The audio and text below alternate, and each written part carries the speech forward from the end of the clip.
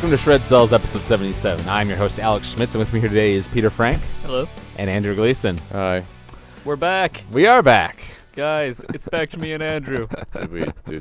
There was a period of time where I wasn't always on the same podcast. Well, you guys were on Psychopaths that we did last week, and then the week before that was the top 10 list, and you guys were both on that one. So you had it has been one week. Yeah, but it's the pattern is coming back. I'm just thinking because I was not here for a lot of podcasts because I was not here for a semester, and then I just didn't watch a lot of the things you guys were watching, so I wasn't there for that. It's true. This year, my senior year, and you were doing a lot like second semester of junior year too. Mm-hmm. So that was when Pete made the shift to the anime train, as it were. So for those of you who are listening to us for the first time, we are part of Tech Heads, which is part of AVW Productions, a media production organization here at Ohio University. We are Tech Heads, all sorts of cool things, video games, movies, music, anime, all sorts of cool stuff. But we're an anime podcast, and we're here today to talk about Maoyu, a show from 2003 done by Studio Arms. But before we dive into that, we're going to talk about a bit of news in the animation we watched since last time. This is kind of interesting. There's an anime company called Discotech that's kind of been on the rise in the past year or two. They've licensed a lot of like older anime, like licenses that people have dropped over the years that are just kind of sitting dead in the water, and so they pick them up and like try to sell them to like their few loyal fans. But they picked up two ones that I'm somewhat interested in. One being 5 centimeters per second, the Makoto Shinkai film, although apparently it's only getting a DVD release, not on Blu-ray, which is a shame because that movie deserves to be watched on Blu-ray. I mean, does it really need to be like? I get that it would be prettier, but like, then why would we bother? We would never see anything that would top it, so I don't want to find the ceiling. You guys, it couldn't be prettier. I still haven't shown you guys Garden of Words, have I? That's the film he made. He made that in like 2007. Garden of Words was made in like 2013. So like imagine 5 centimeters per second visuals with like, 6 more years of advancement in technology. Does it have a more interesting plot? No, honestly. Yeah. It's still a good movie. It's not as good as 5 centimeters per second for me, but it's very pretty, like stupidly so. I can only imagine. Literally, actually. Right. And the other thing they picked up is a show you guys might have watched back in the day, Sonic X. Aired on 4Kids, I think. Why'd they do that? I don't know. There's already a Sonic show. It's of surprisingly decent Sonic quality. Boom? Yeah. So we haven't watched it in some time, but although, now we have a backlog. I do know that Sonic X did get into like it did like the story from like Sonic Adventure 1 and Sonic Adventure 2 like in anime form. That's kind of cool. I remember that, and then I did Heroes at one point, and I think that was the end of that. Yeah. But then I heard that neck crack. This is kind of cool. The movie Expelled from Paradise, which is a Gen Urobuchi film that came out earlier I think it came out last year in Japan, maybe this year in America. Sci-fi film I've talked about in the past. Not like the greatest thing in the world. It's all 3D CGI like visuals, but it has a pretty decent story to it. It tells it well, even if it's a story that's already been told before. So it's getting a release from Aniplex, which means it's really expensive to buy, but they are getting Steve Blum to voice like the lead male character, as well as he voices every lead male character ever.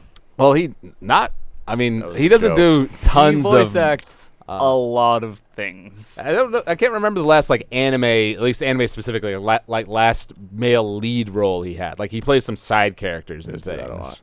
But like, so good for him. He's moving up in the hierarchy. Well, he was Spike, so he'll voice act the main character and then also all of the side characters that are male, and then probably a woman. I should probably note he is the main lead character, but that's not the main character. The main character is the girl who's being voiced by the person who voiced Haruhi in Haruhi Suzumiya. I forget her name. And then this past week has been just the start of the spring season of anime, so there's been a lot of new shows coming out, and so I've kind of been catching up on that. Some of them are like new shows, others are like second seasons or like continuations of shows that have already started. When Andrew and I were just talking about Fate Stay Night Unlimited Blade Works came back, which is good because the first half of the show left us on a ridiculous cliffhanger. So it's nice to finally get that back. And I feel none of it was resolved in any I conceivable way. enjoyed this most recent episode, but it really didn't clearly this is going to be more cliffhanger. This is going to be like an arc. Like this isn't getting solved in an episode. I know, but it only made more cliffhanger. Well, so isn't that a good thing from a show writing perspective? I don't know. I just don't know. Feel like a whole lot got accomplished in that episode. The betrayal was real. The betrayal was real. And there was a love confession near the end. So that was those nice. are two things. I appreciated those things. I do appreciate that they've just decided to go balls deep with the love confession. Just do it. Honestly, that's a lot more than that has happened in some episodes of Fate Stay Night, because some episodes are really kind of exposition, like, what do I say, build-up episodes, like in between the fight scene episodes. Well, I might just not be used to the pacing of it. It's been a while, so. Yeah, it's been long. No, it's just because we waited so long and we wanted something awesome, and then only marginal things happened. So, like, if we were to watch the show as like a complete work, this would be like a fine step in the direction. Anyone who can spot a plot can tell that Archer is not actually betraying Ren. So. Well, yeah, but we don't know what his game plan is. That's what makes him mysterious. I believe I know his end goal. Or if Reen is on board with this, like, is aware of this plan. Mm-hmm. Yeah, because this could be her idea. Because at one point he does say, I kind of doubt that. But they do say, like, right before they start, like, so we're gonna do this exactly how you planned. Yeah, we're gonna do this exactly how I planned. Mm-hmm. Well, but she had just explained the whole plan to Archer. But there was also a cut. Well, and you notice it was after that, I think she said something about, like, then we'll be able to give, like, Saber back to, what's his name? Oh my god, what is his name? Shiro. The one we don't like as much. And that's when, like, there was, like, a shot of Archer there, and it's after that, like, he betrayed, So I think, like, that was the thing that kind of maybe made him change his mind. At least that's my personal theory. It might not be true, but that's my thinking. Another show that, like, it aired 25 episodes a couple seasons ago and is back for a second season is called Baby Steps. Tennis sports anime. I played tennis in high school, so I kind of got into this. It's actually, like, one of my favorite sports anime that I've ever watched, and they did that thing where they keep the same song that the original opening had, but just give it new animation. And the song from the first opening was great, but then the animation, the second one, is like a million times better. And so I've, like, really fallen in love with that, and I'm really on board with, like, the direction the show is taking right now. And then a lot of new shows. New show from Kyoto Animation, Sound Euphonium, got off to a pretty good start. Blood Blockade Battlefront from Studio Bones, pretty good start. A little confusing, but had, like, an amazing action sequence near the end. Seraph of the End had a very, like, Attack on Titan-ish first episode that really draws you in. There was one called Plastic Memories that's, like, an original anime that has, like, a really cool story about, like, cyborg creatures that, or cyborg people, I should say, that, like, have, like, a 9-year like life cycle period before, like, their personalities start to disintegrate. So like, it's Blade Runner. Kind of. So there's, like, but they're not, like, at least they've so far been shown not to be as violent as Blade Runner. So there's this government organization that goes and, like, basically, like, shuts them down when it's time, and, like, then gives them, like, a new personality and sends that, like, body out again, for sale or whatever. So that's pretty interesting. So that's what I've been watching. Pete, how about yourself? Infinite Blade Works and the anime we've been watching. Yeah. And I did show you guys the 25th episode of Kill la Kill, the OVA. Yeah, that is fair. I had forgotten about that. Yeah, that was fun. It was. Yeah. It was a solid I'd forgotten how awesome that episode was until I rewatched it. I liked it a lot, and, I don't know. I enjoyed it a lot, but I don't feel like it's a better ending. I don't know. It's not. It's more of an epilogue. So it's like an ending-ish thing. Yeah, I don't know. Andrew, how about yourself? The show we watched, Blade Works, Kill la Kill, and then we watched that Vesperia movie. Oh, yeah, we did watch that. Oh, yeah, that thing. Yeah, you seem to be like, it was okay. It was okay. That was about Although it. my opinions of that movie are very in line with my opinions of that game, so... So it might be indicative of the source material. It's very indicative of the source material. There was a puppy. There was a puppy. Things didn't turn out. Baby repeat. Well, okay. No, the puppy was okay. It was the other dog that didn't get the happy end. No, Baby Repeat grows up to be Actual Repeat, and Actual Repeat is fun. So Seems Actual that way. Repeat is awesome. I should mention this as well. I got this is kind of cool actually because Madoka Rebellion, the English like version of it was supposed to come out on like the 7th of April, but I got mine like a couple days previously, like on Friday. So like I like immediately watched the movie, loved the dub. They actually did like a really good job with it. And I started like posting about it online, and apparently I was one of like the first people to get like their copies from Right Stuff because like not many other people were talking about it. So I kind of felt like, ooh, exclusive. So I was very fancy that day. Shiny. All right, so moving on to the main topic we're going to be talking about today, as I said, is the show Maoyu. The anime was released in 2013. Also, it's known by the title Maoyu Maoyusha, or apparently the crappy English title for it is Archenemy and Hero, which I don't understand. They're based on a series of light novels written by Mamare Tono, who's the same author of Log Horizon. He made this and then made Log Horizon afterwards. Interestingly, it was actually initially posted in play format on 2chan. That's how it got its beginning, and then some producer guy saw that and got it published as light novels. And apparently there are several of these. This is a popular thing that they do on 2chan, and a common trait of these sorts of stories is a lack of named characters and no external exposition, but rather saying all of your exposition through the dialogue of the characters. So good writing. I don't know. I mean, named characters are not inherently named characters a great are important, thing. but I appreciate the better way of disseminating exposition. I mean, that is how you're supposed to deliver exposition. I mean, a text block in the beginning is not an awful thing in the universe. Just to explain, Lord of the Rings or Star Wars does that. That's fine. You use narration, first-person narration, as a device. Yeah, to tell your story. You could do that. Star Wars, Lord of the Rings, they handle those things pretty well because they at least Star Wars does it and it's over in 2 minutes. Lord of the Rings has a fight scene added to it. So exactly, that makes everything better. It makes it visually stimulating, so it's fascinating. So that is a not illegitimate way of delivering exposition, but admittedly you are supposed to do it through the dialogue and through naturalistic character interaction because it makes the world seem more real. Mm-hmm. Yeah, and as I said before, this was anime directed by a studio, or done by Studio Arms, which is kind of interesting because they're the studio that made Elfen Lied, and they do a lot of kind of harem-y shows and things like that. So this is kind of different from their usual catalog of things. And I'm glad that they branched out a bit with something like this.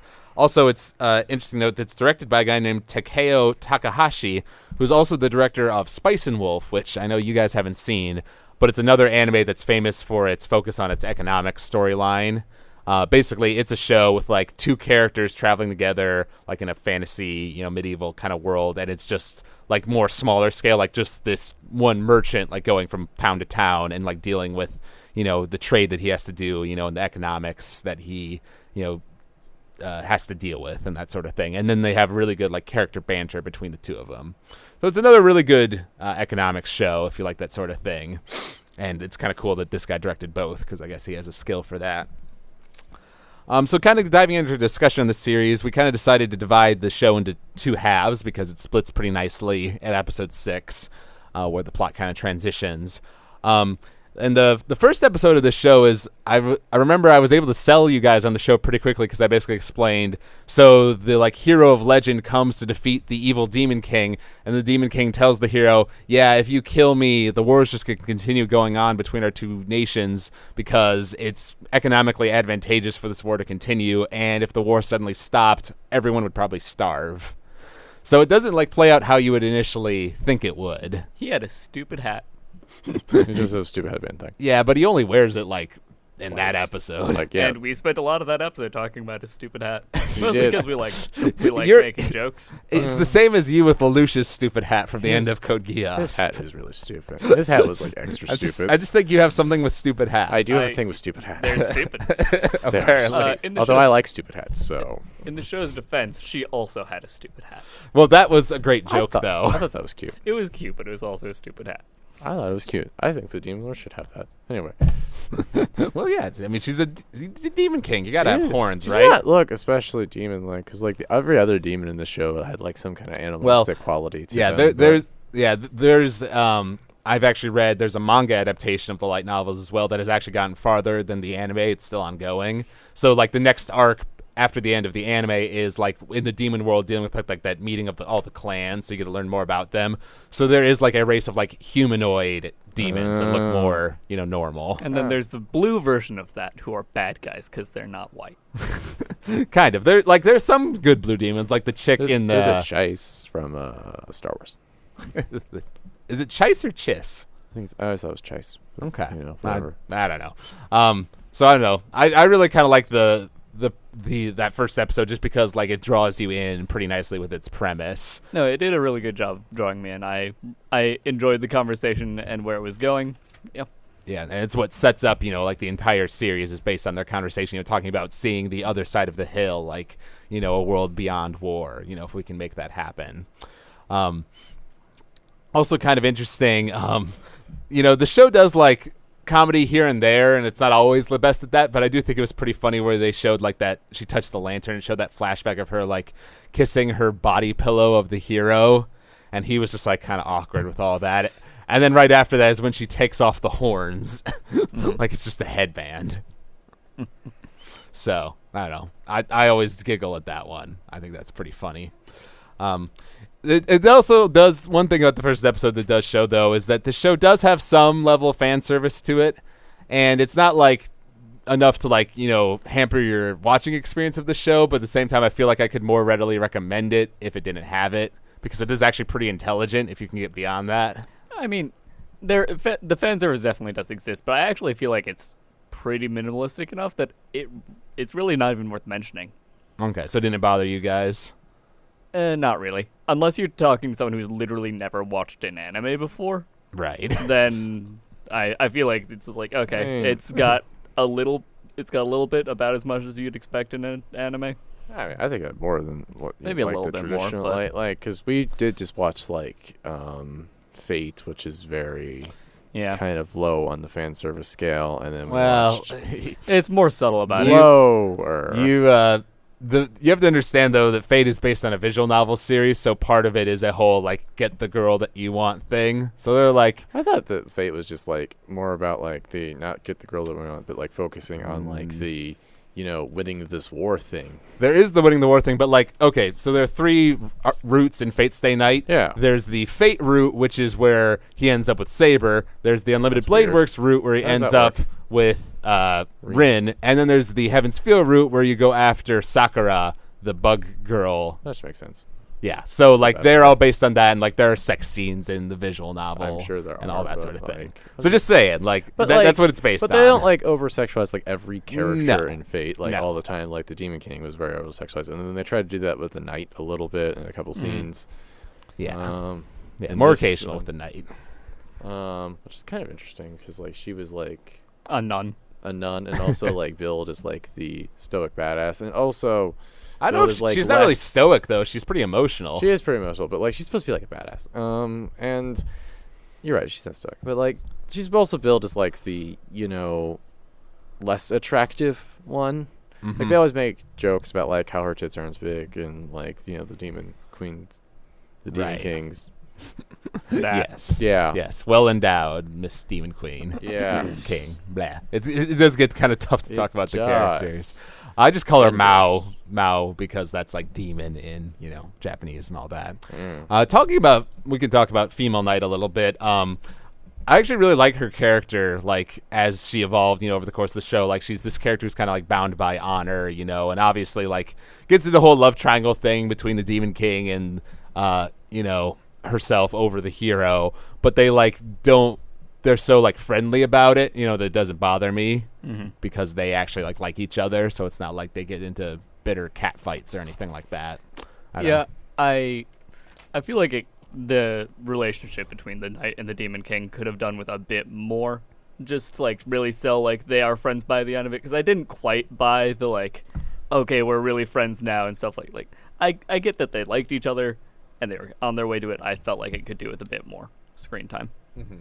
Yeah, well, it is worth noting that with just given the nature of the show, like the characters are given names based on their titles, not by actual names, and the fact that like we jump around in time and space so much, like 6 months will pass by in like the span of a cut, and then we'll be like in this nation and that nation. Like this show is clearly really focused on its like overarching plot and like how this complex web of politics and economics like intertwine with each other. The characters are kind of secondary to that, which is okay, and I agree. I like what it does with that, and I think that the characters do still come off as good characters for the most part.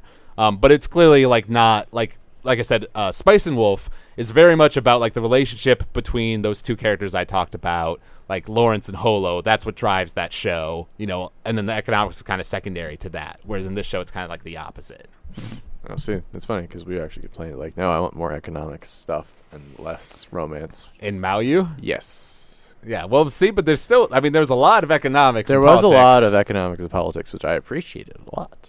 But like, I wanted more economics and politics and less Will they, won't they? Because they totally will, and everybody in this world knows it, and they even know it. They're just too weird about it to admit it.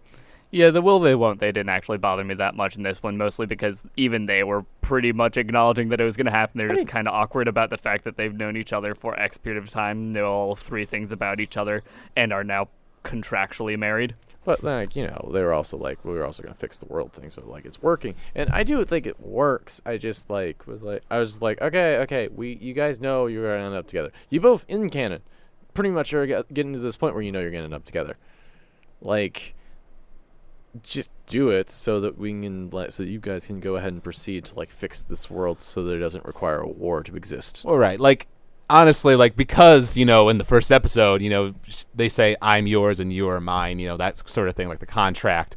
You know, you kind of know that, like, marriage. they're together, you know, Marriage. and, like, yes, they're They married. even say in sickness and in health. Well, yes. So married. Fine. We'll just go with that. You know, and, like, female knight admits that. Like, you know, I understand that, like, you're bound to Mao, you know, that, like, and you guys have a contract, and, like, I see why you care about her. But that's kind of why she goes, like, the alternate route, like, I'm going to be your knight, you know, can you be, like, the master of my sword kind of thing. You know, so I think that was, like, a nice way to, like, get to it in a different way, you know.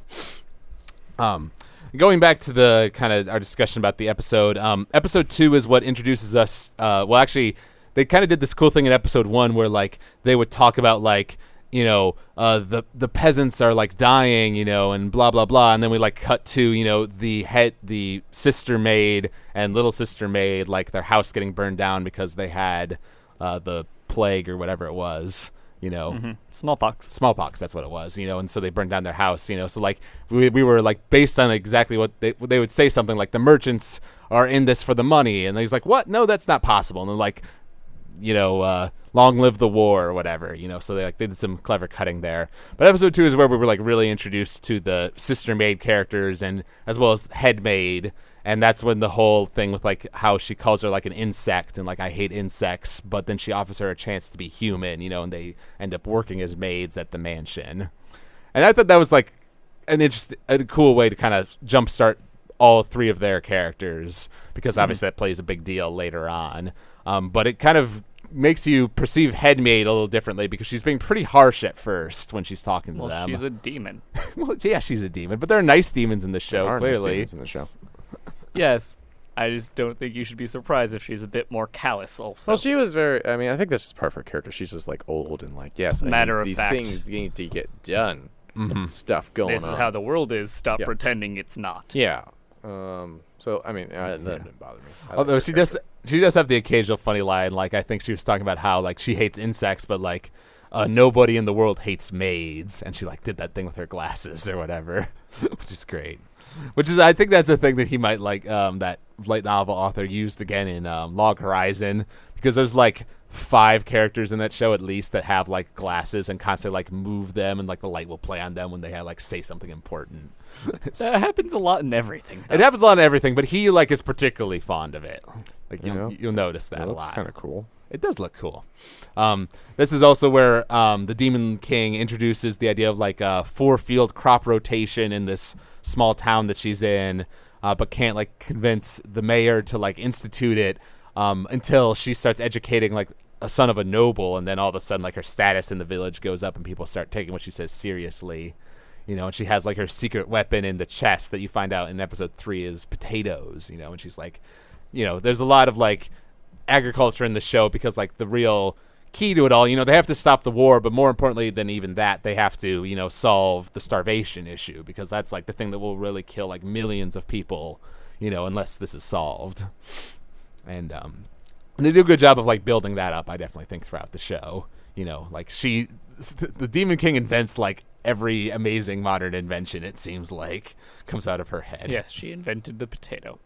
I honestly had a headcanon where she was actually just someone from the future. Well, the way she talks sometimes, like, Gaming oh, the you system. don't know what that is yet, like, makes me think that she has, like, knowledge of the future. At Well, least. there is that scene yeah. at the library where they have, like, books that tell what the future is going to be. Yeah. Right. So So she it seems does like know that's the that. future. She just has a future library. Right. Although that must not be, like, totally set in stone, because otherwise then, like, we're dealing with predestiny, and, like, so they're going to get over the hill regardless of what happens because predestiny. Well, no, That no. or the hero's going to kill the Demon King Well- regardless of what's going Well, to happen. that is that, or Maybe. like it is like it's the stable time loop scenario where it's like, yes, we are going to get over the hill no matter what, but we only do that because the book says that I do this. So I have to be doing these things so that this works. Right. So I'm following. It's like she's following a script instead of like, because her involvement in this script is like obviously vital. Because like if she just didn't do it, then it wouldn't happen. But at the same time, there are things that happen that like she doesn't expect. Like as an example, episode 9, she didn't know that was going to happen, and she talks about that a little bit at like the very end of the show. That or she says she doesn't because it says she doesn't. I don't know. I didn't, at least because this is like my third time watching the show, and I've never gotten the feeling that like that the book, that like those books that she reads like literally is like the future of our world set in stone. It's You know, just like a this. possibility. It's a We're possibility. just examining an option. It's an option. I'm just saying it's not like presented as like fact in the show. And there's also something kind of interesting to go on to in these early episodes. Like the hero is kind of feeling useless. Like he kills a boar but like he doesn't know what to do with all of his strength. Like what is peace? I fought for so long, but I don't really know what it means. Because he doesn't know how he's going to be able to help her out. This is one of the few times I've actually seen that done and actually kind of agreed with it, because you see him fight a few times, or just the sort of things that he can do, and you start to agree that, wow, you really are just a person that is good at killing things. Yeah. Well, Like, you might be a nice person who's good at killing things, but your skill range is pretty limited to stabbing people. yeah. Well, that's what happens when you're the hero and you're one of like two. I forget what she called it. Singularities. Like singularities in the world or something like that. Because it's kind of funny. Like I feel like this is one of the only cases where you could have a protagonist who's like as stupidly overpowered as the hero is. Because like the conflicts in Maoyu can't be solved through just killing people, and also he doesn't want to resort to that if at all possible. Even though they say several times that like he could wipe out like the entire army like in one magic blast if he wanted to. Yeah. But he doesn't. Did you see that lightning blast thing he did? Yeah, I I was did. certain like, oh, okay, never mind. You have all of this under control. Yeah. I also like how, like, he's like, I don't really want to fight that demon army, so I'm gonna go there anyway. And then the mage pops up and she's like, no, don't worry, I'll fix this. And he's like, awesome, now I don't have to. And then she just disintegrates them all. Yeah, Oh, no. She teleported them away. They're No, clearly they're dead. They're dead.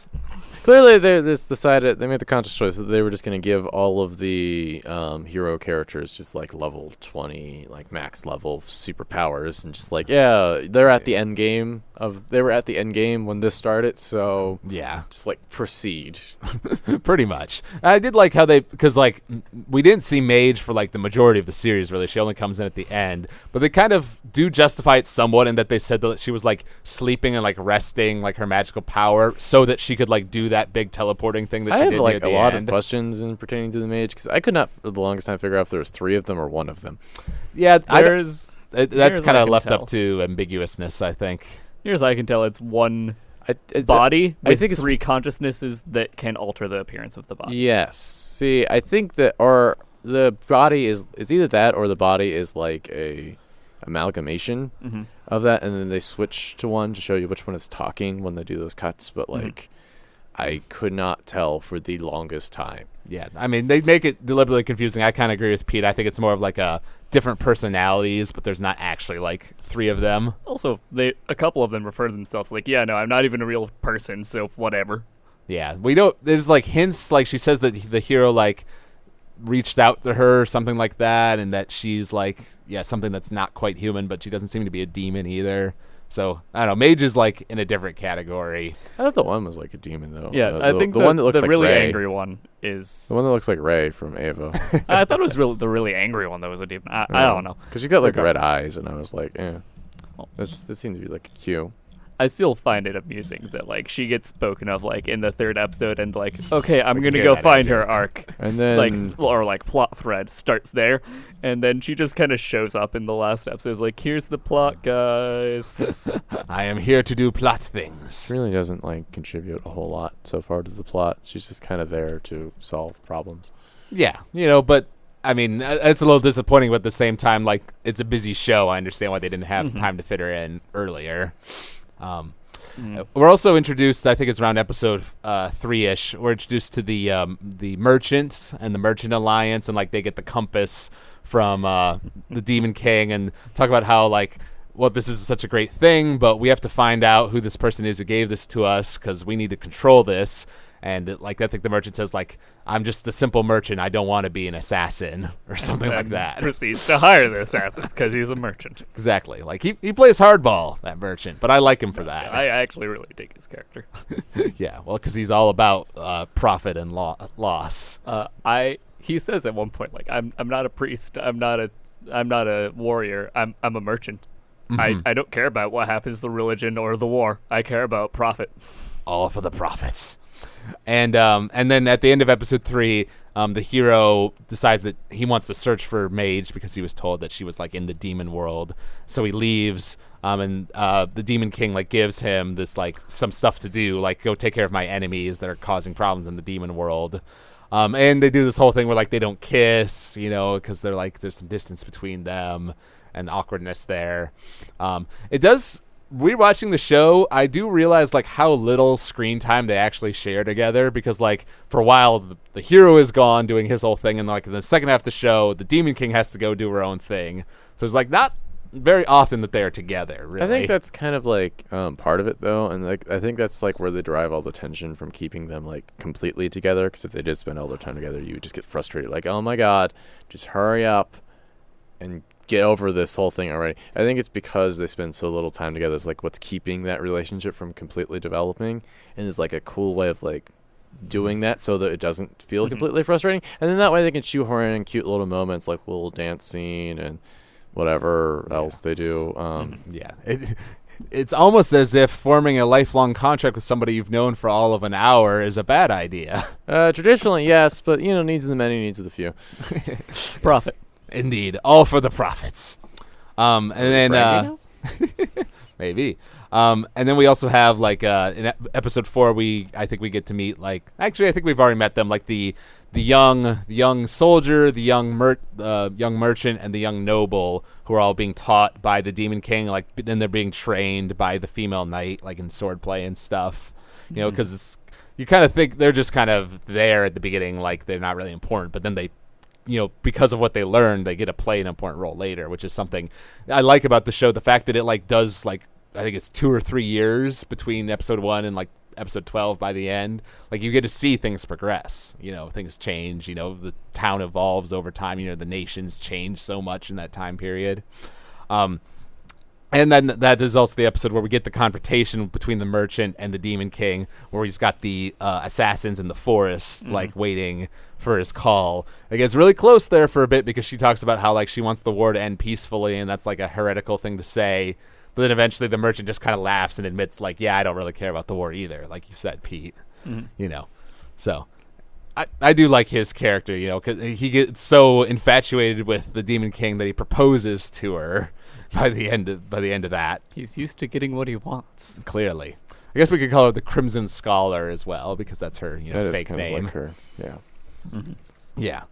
I also think it's kind of funny. They don't really go into like explaining this very much, but apparently the head maid can just control ghosts or spirits. Yeah. You saw her doing it. It's not a thing that they needed like. They didn't need to explain it. I just think it's kind of funny. I actually really there. appreciate it. I didn't really question it. I mean, like the head maid can control spirits, and apparently the hero can like destroy an entire like army with like a lightning bolt if you really wanted to. So the magic is a little on the high end in this world. So no, it clearly is. If everyone else in his party is like level 100, he's like 150. Like he's more OP than any of them. And then there's that whole thing with like, because it's been like 6 months since the hero left, and like she's upset that he never comes to visit her. But then it turns out that like he's been coming to her house like all the time to check on her, but keeps it hidden, and like the head maid knows about it, and he writes the letters to her, which are apparently more just like picture diaries than actual letters, which I just think is kind of funny. But he goes on to the head maid to talk about like how he's doing this because like he wants to be useful to her, and he's doing all these things in the demon world than he would if he was just sitting in the mansion with her, as much as that upsets her. But then we get into this whole thing with Bright Light Island, which is the one island that in the human world that the demons control, and the central nations are like, hey, you guys in the south, go take that back. Here's 200 warships, and that expedition doesn't go the best because their leader is incompetent. Yep. White Knight King, I think, is his name. But that ends up killing the current Winter King, which lets the prince rise up, to his father's place on the throne, and he becomes like a major character, deciding that he's going to take back Bright Light Island and enlists female knight's help, to like be a general, because I guess he knew that she was like the best at that sort of thing. Yeah, it's a sort of common sense thing. Yeah. And meanwhile, with that, we also have that's where we're introduced to Gateway City, the opposite thing, the city that the humans control in the demon world, but it turns out that the humans are kind of persecuting the demons there, and the hero kind of has his eyes open to like the fact that, even if the humans won the war, this would just happen to like all of the demons, and they just foster this animosity and probably rise up against them. So just getting the idea that like the mutual hatred and mutual fighting isn't going to get them anywhere in the long run. Mm-hmm. Which is, just a nice kind of truth about that the show gets into. And then that is the New Year's festival where the hero like randomly just teleports back in her room when she was going to spend the night with the hero hug pillow again, and they have like their dance scene, which was a nice moment, because I feel like we needed they'd been apart for so long, both in terms of episodes and in terms of like time. By that point, I think it'd been like a whole year in the show. So it was nice to like have them have like this nice moment together. Although it was funny that like as soon as he shows up, like Mao starts like beating him with like the pillow and like says, "Oh, weren't you off there like being with all these girls and like doing all these silly things?" And then he accuses her of like being with getting a bunch of like suitors in the human world, and she's like, "Oh, headmaid, you weren't supposed to tell him about that." And she looks back and he's got like these puppy dog sad eyes because he didn't actually think it was the truth. I just always laugh at that moment. Like there's some comedic gems in the show. They're few and far between, but they're there. Mm-hmm. So I love that. And episode 6 is the big battle at Bright Light Island, where they take on the Walrus General guy, who was pretty fun character. Mm-hmm. Yeah, it was a really fun episode. I loved the fight scene.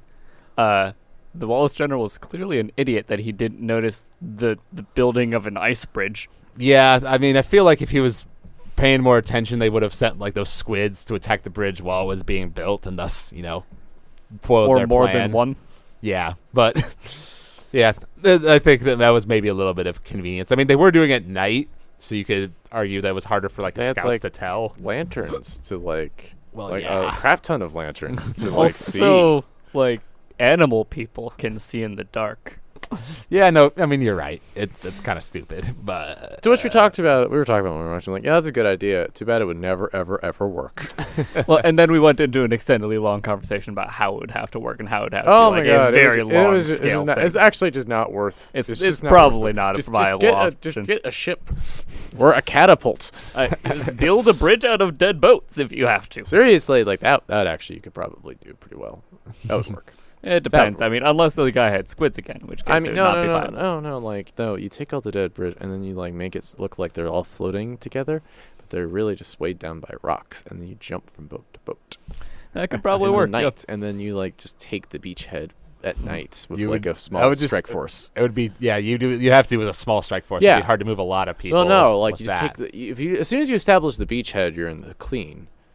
That's true. Because then you can just start moving forces over there once you've like taken that section, and then like can set up like artillery from both sides to like attack the squids. Mm-hmm. So like that's all going on, like the knight and the the demon king kind of like collaborating. Her bringing all that salt, to make the bridge and everything. Mm-hmm. In the meantime, in Gateway City, the hero is like terrifying the soldiers with like illusions, like the fairies are like appearing as like monstrous creatures to them. I liked it better when it was a stupid looking skull with wings. It did look pretty stupid. I remember that.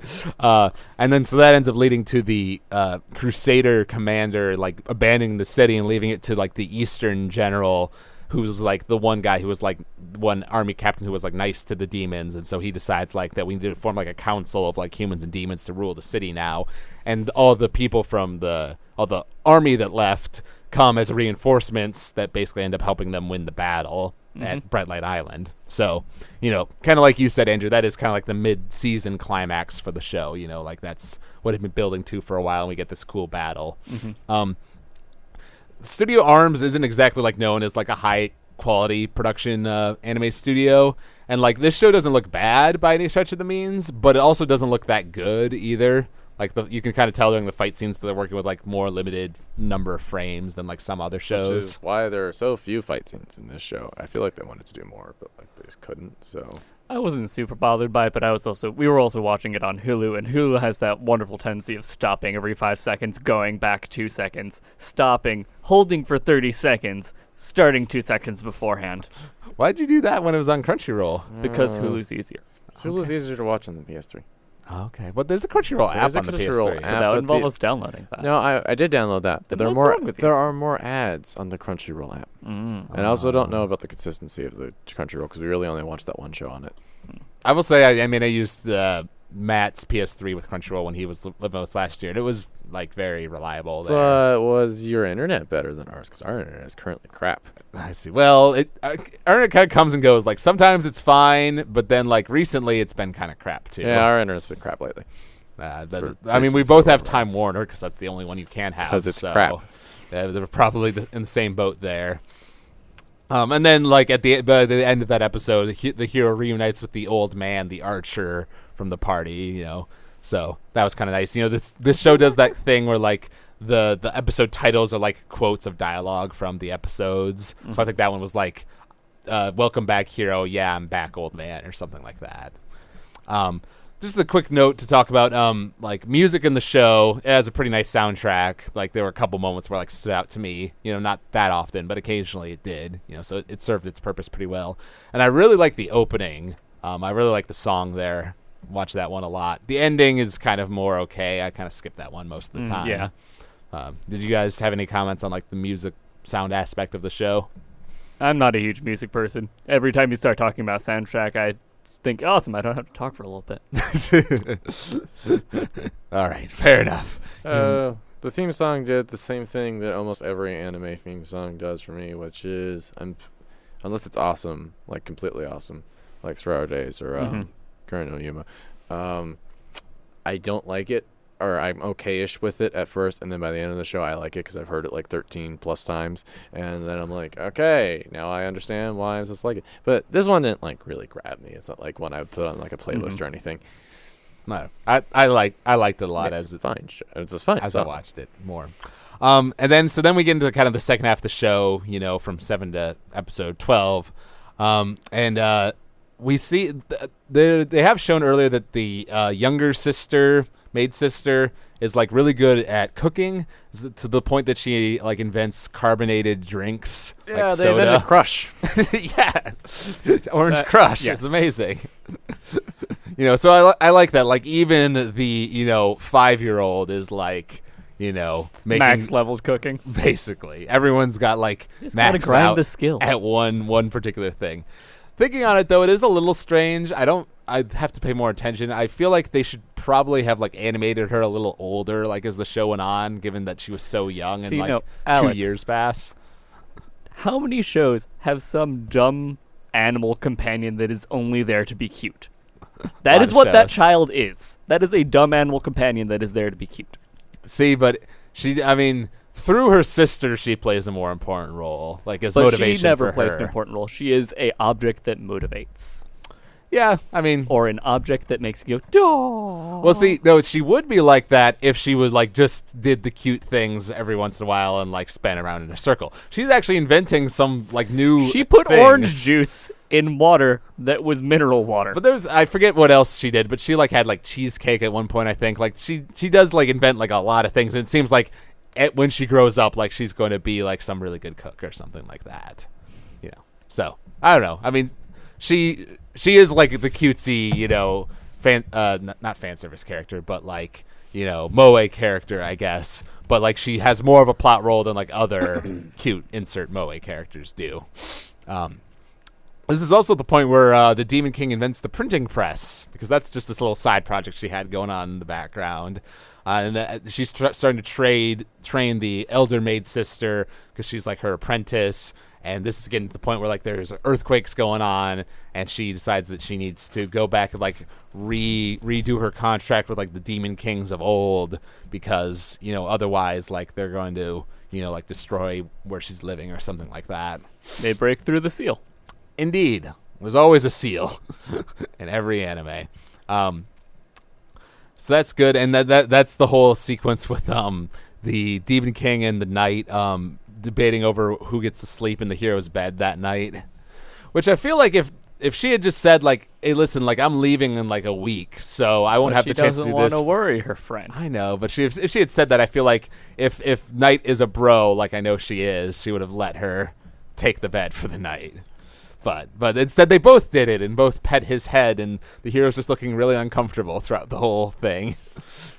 Which kind of is what like makes me like a little bit more accepting of that. Like he's not like going after like all the pretty girls himself. It just kind of happens that he just treats it very awkwardly and not really knowing what to do. So like by the end of the episode, like she's gone, and we also get the Crusader commanders like punished for his failure, but ends up getting rescued by the White Knight King, even though he's like lost his eye to like some mouses, and they like start scheming and being like, oh, we're gonna do something villainous in the future.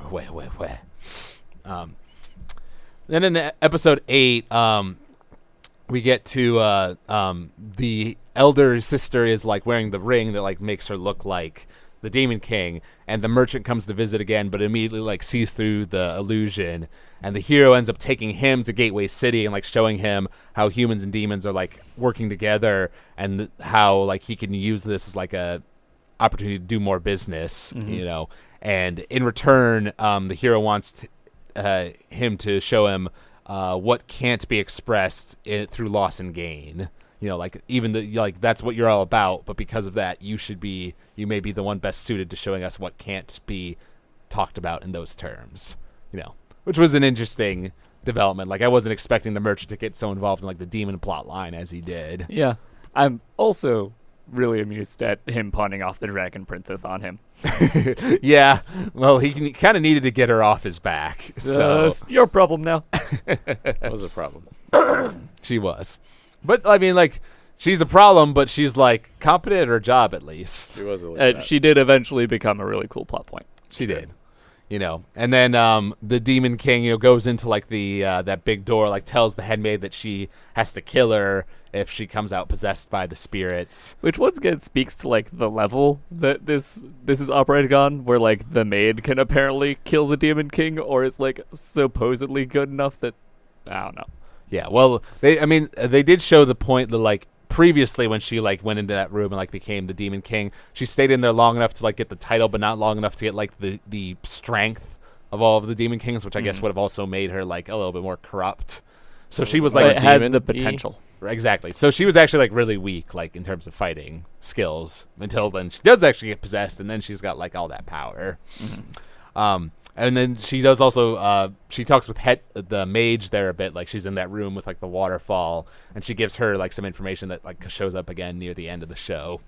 And then there's the scene we kind of talked about already, Knight offering her sword to the hero, which I thought was like a really cool scene, because I really like the whole like chivalry aspect of like the knight's relationship with the hero. And she just comes off as a really kind of cool character. So it kind of struggles with her femininity because she's like really masculine a lot of the time, but yet sometimes she shows like that softer side of herself. So she's got like a good balance of both, I think. But then the episode ends with the new pope, who's just been like elected, decides to brand the Crimson Scholar a heretic. Evil space pope. And that went so well for him. It did.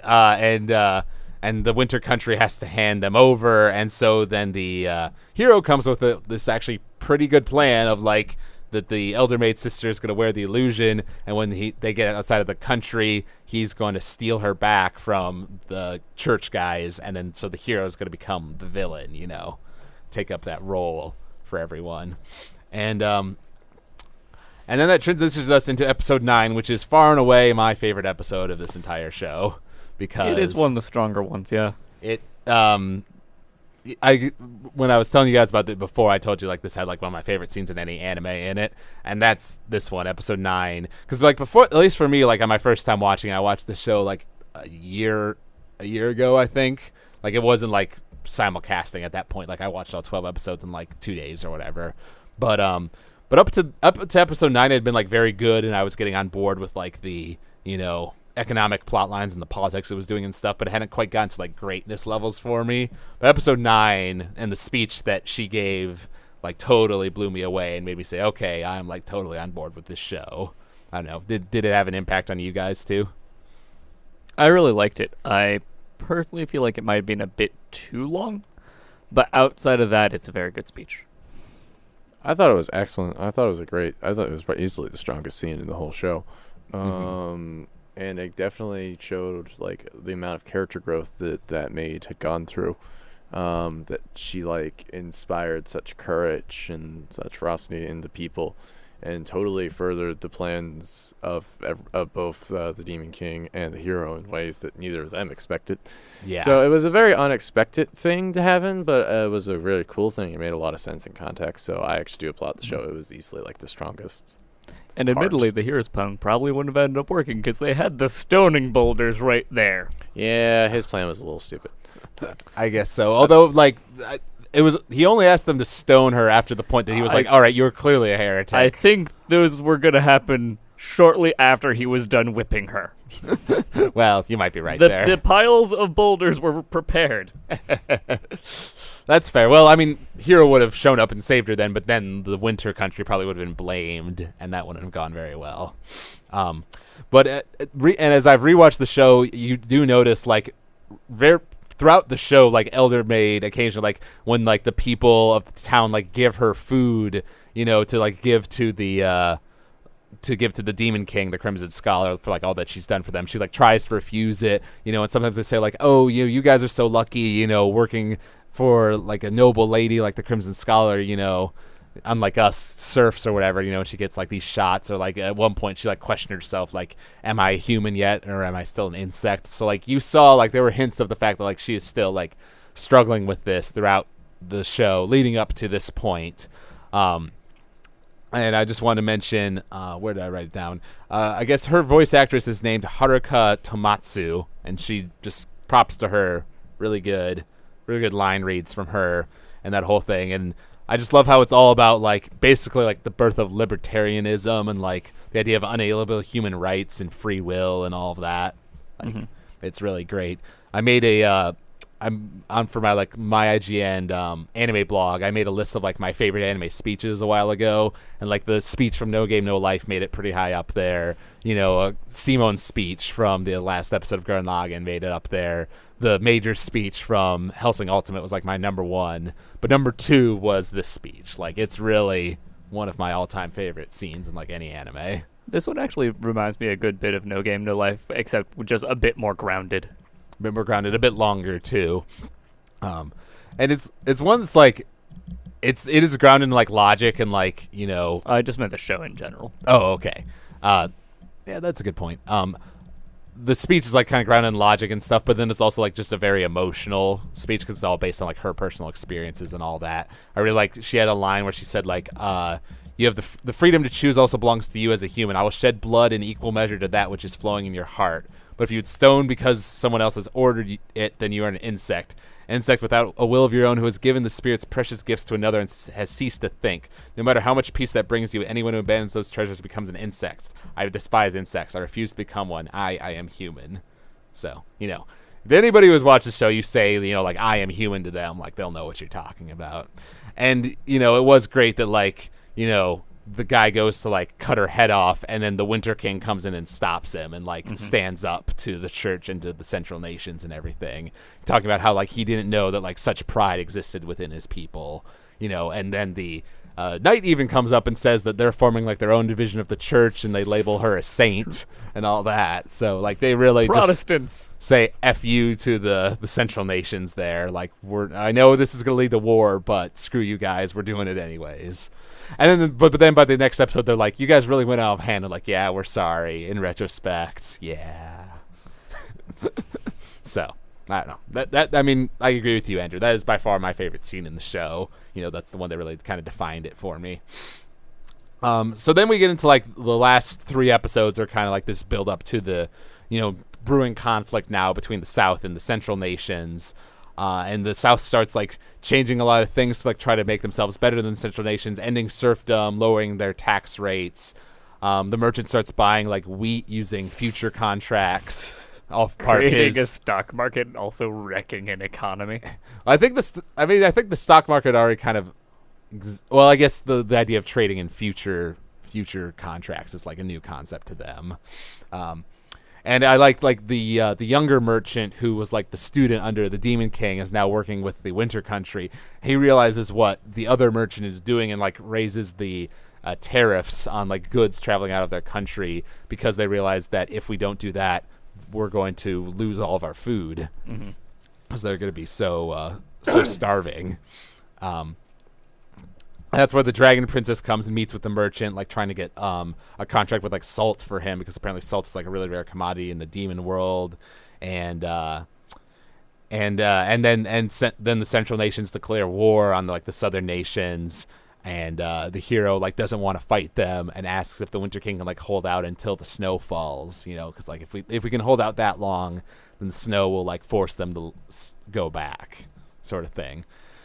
Which gets back to what we talked about before. I like the fact that like the hero, while he is like in terms of strength like monstrously powerful, but he doesn't want to use it, and even if he did, it wouldn't really solve the problem. So it's just a way of giving him actual like things to struggle with rather than just being able to power through anything that's in his way. And then episode 11, the Central Nations like establish a new currency to try to like counteract what the merchant's been doing, raising the prices of wheat so much. But it's something that's only going to work if like, if they weren't in such dire straits, with food. And although the merchant even does talk about like that the wheat prices don't even necessarily like actually have to be lower. People just have to think that they are, as long as it like causes a panic and causes the prices to rise. That's what really matters. This was interesting, but once they started introducing like exchange rates and separate forms of currency and whatnot, it officially got above my head. I'm like, okay, you're saying words. Yeah. I mean, I think the show does a good job for the most part of like talking about these more complex economic or political concepts and kind of dumbing it down, as it were, for like the anime watching audience.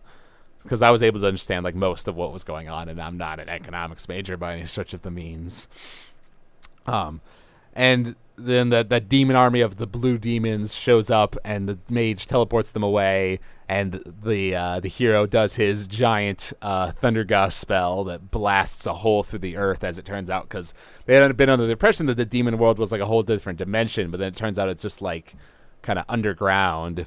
That was something I forgot to mention. I don't know if you guys... I actually didn't know about this for a long time, but if you watch after the credits in episode 9, the episode with the speech, there's a whole sequence with like this green fire spirit, like talking with like a bunch of like the heroes of the past and all this stuff. Did you guys see that scene?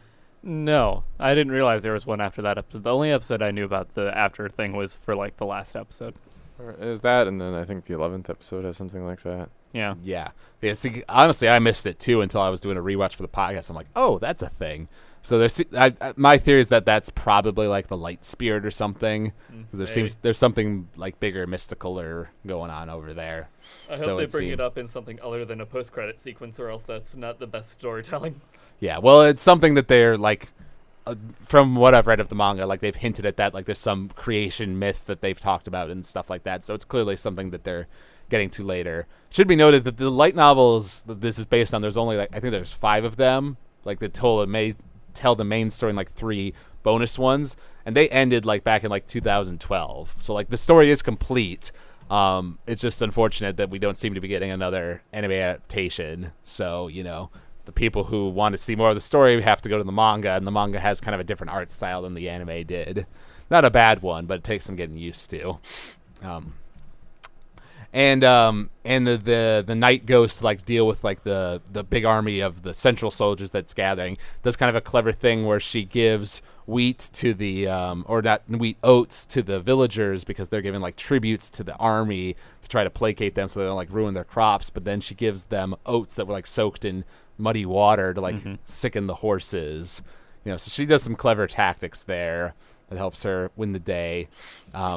Also, the White Knight army attacks at one point, and the young soldier who was also being trained by the Crimson Scholar, gets his chance to like show off like his tactics and like defeats them by like splitting them apart, and using like their cavalry against them and stuff like that. So that was just cool. It's nice to see like those characters develop and like come to do, important things. The guy who was the nobleman, who's like from the Bard country, like worked with the merchant to like slow down like the Council of Ten at one point and like pass like bard songs along to like the people, telling them about like how the New southern religion. the new religion, how the southern nations like free from serfdom and like lower taxes and all of that, because that was the most effective way to tell the commoners, because they can't read, a lot of them.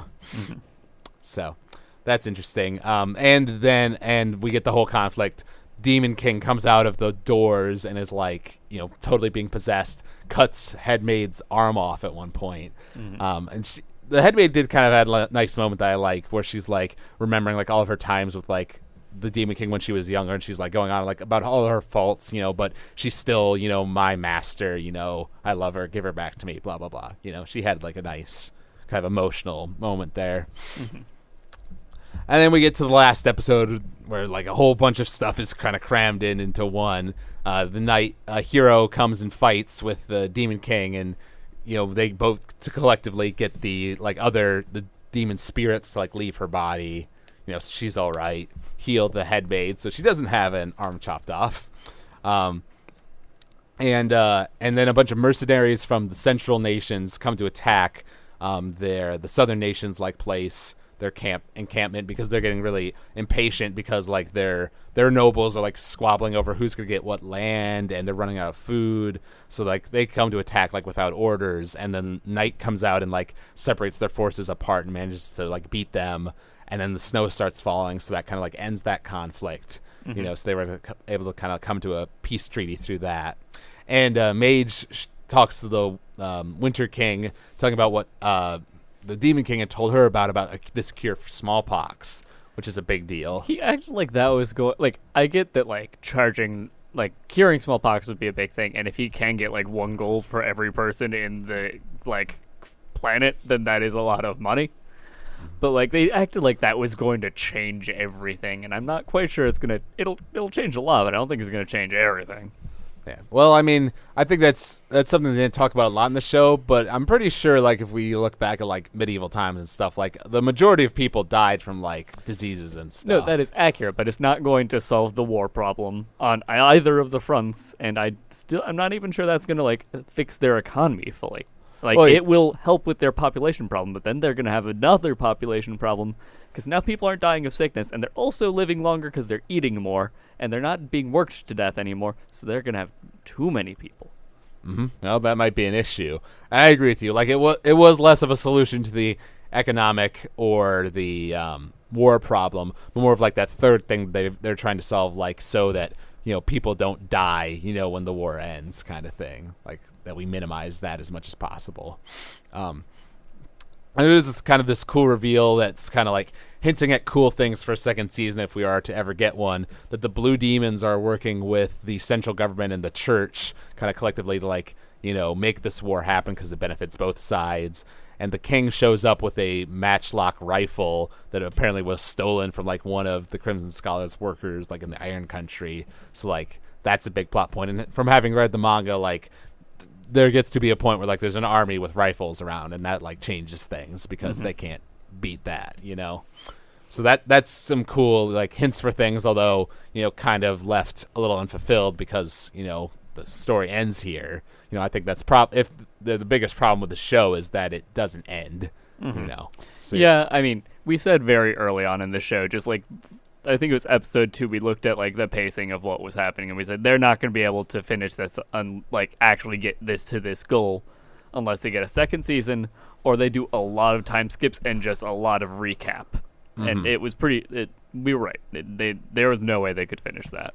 No, I mean, if they have 24 episodes, like, maybe, but I don't even know. Like, the manga, I think, is still, like, not, it's gotten quite a bit farther than the anime did, but it's still not close to, like, actually ending the story yet. Still a lot that needs to be done.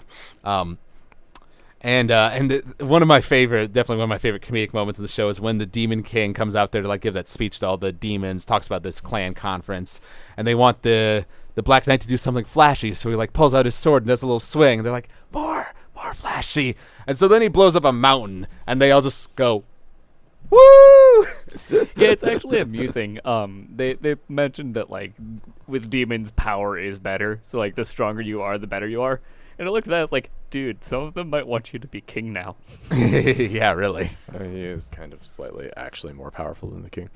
Well, I mean, definitely is. Now that the king's fully fused with, like, the demon, maybe not. Well, no, she's not fully fused with the demons because the spirit. This is something they mentioned in the manga as well, because you kind of see, like, the spirit, like, go up out of that room. That spirit thing actually, like, left and is, like, searching for a new, like, master, like someone to be the new Demon King. And that's a plot point later. And they'll kill that person. And the hero will actually get to slay the Demon King finally. Hey, it's in my job description. I should be able to do it at least once, Fulfilling right? the prophecy through a loophole. Loophole. Yeah. And then there's the kind of like nice scene there near the end where like the Winter King and everyone's talking about like selling potatoes to Central so they have food to eat, and Suddenly it's not so heretical, is it? I know, right? Now that you need it, and then like talking about like doing trade with the demons and stuff like that. Like we're getting closer to like maybe some cooperation there, which is a good sign to see. So, and that pretty much ends the show. This nice little dinner scene that plays over the credits, and then at the end, like she talks about how great the maid sister thing was, like how she didn't expect that, and then how she loves this world and that sort of thing. That's where it ends. Mm-hmm. So kind of talking overall about the show, like it's one that I actually really like. I think it's like in the 40s on my top 50 anime list that I'm working on right now. So it's show I like a lot, especially if you have an interest in like the economic or political like side of anime. It's definitely good at that, kind of like No Game No Life, kind of like Spice and Wolf. Like I said though, compared to Spice and Wolf, Spice and Wolf has better characters and like better back and forth like banter writing. Maoyu does like the bigger scale thing better, and so like the overall world of Maoyu I think is more interesting because we actually like get to see the wide scale versions of those things. Like it's like macroeconomics versus microeconomics in a way. So I really like the show. It has one scene in it that like defines the entire series and like stands out as one of my favorite scenes in anything. I love it. I love epic speeches in anime just in general, and this is one of the best ones I've seen executed. So I really like this show. Biggest problem with it being that it doesn't end and is kind of short given the scale of the story. Pete, what would you say? Yeah, that really summarizes it. I liked most of the characters. The speech really is one of the best scenes in the entire show. The economics was fun. The politics was really fun. I loved seeing all the different cultures and whatnot interacting and like different leaders coming out ahead. It is definitely too short. Like it wasn't going to accomplish anything super strong like in terms of its own plot. With the episodes that it had, it might be able to establish something good with the characters, but like the plot wise, they weren't going to get anywhere with what they were given. Mm-hmm. And Andrew, what would you say? I liked it. The romance side of things, though, there were some cute scenes. I feel like we're getting in the way of my bigger interest in the plot and the economics. I really did find that part fascinating. The plot and the economics really cool, really well done. They really did know how economics works to make that function, which is actually really kind of fascinating to me. And then a lot of interesting, a lot of side characters got a lot of development, which I appreciate. Like Knight had a really cool arc, the maid had a really cool arc. Mm-hmm. Especially as you could see the climax of her arc, which is the best scene in the whole show, which definitely stands out by far. It is unsatisfying. It does end unsatisfyingly. Everything is just here's the setup for the next season, and here's a pretty dinner. Here's a pretty dinner and the setup for next season, and we're out. And then there was no other season. And I'm like, okay, fine, whatever. Yeah. Well, I will say because I really think the show really hits its peak in those last few episodes. episode 9, obviously, great episode. And then, like, the whole conflict that, like, between the southern and the central nations, like, that big war. And then, like, how the merchant is, like, getting closer to, like, the demons. And you see that, like, getting closer. And, like, all of these characters from before are coming back into the fold, like, to have their cool moments. We didn't mention it. The soldier gets to kill the old commander with the hole in his eye. That was kind of cool. So, like, I mean, it ended really strong. Like, you know, the climaxed well, you know, it had its kind of falling action. The biggest problem with it being that, like, it teased those scenes that, like, there is more story to be told, and we just haven't gotten it yet, you know. So that's our thoughts on Maoyu. This is one I've been wanting to do for a while, so I'm glad we were able to get to it. I think next week's probably going to be our last podcast because we just have next week, and then last week of classes, and then we're on the finals week and the end of the semester. So we're getting near the end here. I'm thinking of maybe, since we're going to be watching Madoka Rebellion dubbed for these guys who haven't seen it yet tomorrow, I'm thinking of maybe just doing like a Redux podcast on that for like our last one. Because I know we did one like initially like mere days after we saw the movie, and that was just you, me, and Gretchen. Yeah. So I think it'd be nice to do like one with like a bigger group of people, and like we'll be able to talk more fully about it because we've had this time to like process it and all that. It definitely required some processing. It definitely did. So if you guys enjoyed this podcast, you can email us at techheads@avwproductions.com. You can follow us on Twitter at techheadsou, like us on Facebook, subscribe to us on iTunes, give us good ratings and reviews. We like to hear from you guys. All right, so thank you out there for listening. Thank you, Pete and Andrew, for being on this podcast. And we'll see you guys next week for the last episode for this semester of Shred Cels. Till then. This product is copyright AVW Productions 2014.